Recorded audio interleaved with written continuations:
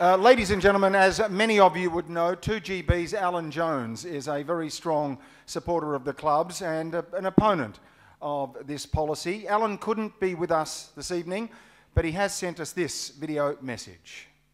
Hello, I'm Alan Jones. Look, I'm sorry I can't be with you today in your protest against this absolutely brain-dead technology that the so-called independent Tasmanian MP Andrew Wilkie calls mandatory pre-commitment in relation to poker machine gambling. Mind you, Mr Wilkie is in the federal parliament with the support of about 14,000 votes. I'm not sure he's got a mandate for anything. And I can't recall at any point prior to the last election this nonsense about poker machine tax even being mentioned. But Julia Gillard, of course, will do anything to stay in power. This apparently is a way of keeping this madman Wilkie on side. Last September, Julia Gillard stupidly agreed to a list of demands from this half-wit Andrew Wilkie, most of which she didn't really understand. And now Wilkie is threatening to call an election if she doesn't deliver. There's no way Wilkie wants an election. He'd be wiped out if one were held. But the real issue here is that Wilkie and Julia Gillard are now threatening your industry, threatening the 260,000 people who work in clubs and hotels, threatening junior football teams, threatening charities that receive so much support from clubs, threatening the live music industry, threatening athletes who are supported at the Institute of Sport to the tune of $1 million a year by clubs in New South Wales, threatening common sense. People who ask me if the Prime Minister can break her promise not to introduce a carbon tax, why can't she break her agreement with Andrew Wilkie? Well, of course, the difference is if Julia breaks her promise to Wilkie, she might have to get out of the lodge. She might have to face up to the Australian people and she'd get smashed.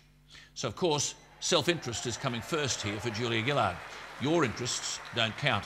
My message to you is to stick to your guns. You've got the attention of the National Parliament, the national media. It's yet again Julia Gillard threatening to introduce legislation for which she has no mandate. There wasn't even the remotest mention of this at the last election. Write to people like me.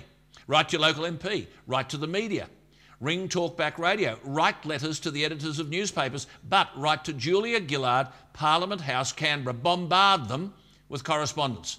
Thankfully, the New South Wales Premier Barry O'Farrell knows mandatory pre-commitment is ridiculous.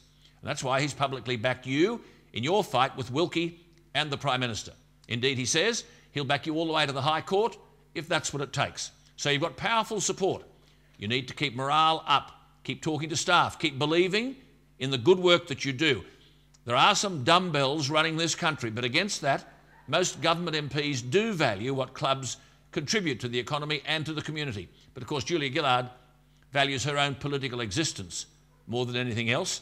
She values life at the lodge more than she values the work that you do in the clubs and hotel industry and are doing for the community. This so-called licence to gamble isn't going to help problem gamblers. Only a complete fool could think that and think that that was the best way to help a problem gambler. What Wilkie doesn't understand, or more likely doesn't care about, and certainly Julia Gillard doesn't have a clue about, are the thousands of charities and community groups and sporting groups who survive only because of the generosity of clubs. Who's going to donate $200,000 to the Surf Lifesaving Club at Maroubra? Who's going to donate $2.5 million to local sport in Queanbeyan? Who's going to donate $30,000 to the Armidale Oncology Unit? What happens when the local club is gone? The social repercussions of mandatory pre-commitment are enormous. How can they not be? When over the past 100 years, governments have supported clubs in becoming the backbone of local communities.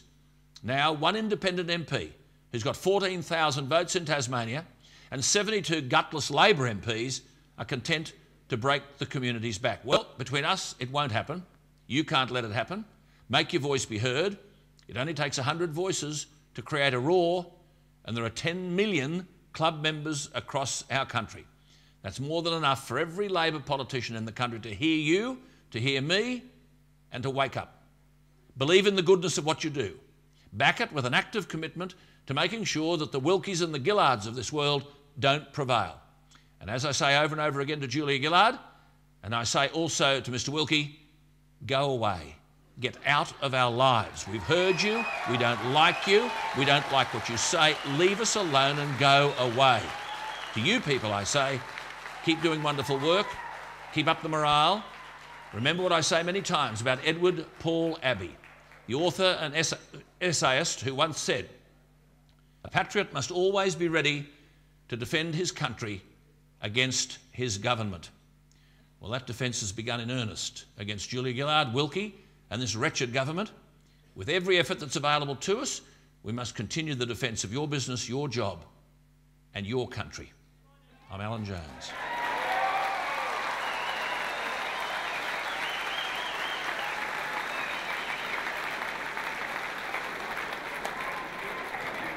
I guess you liked what he had to say, huh?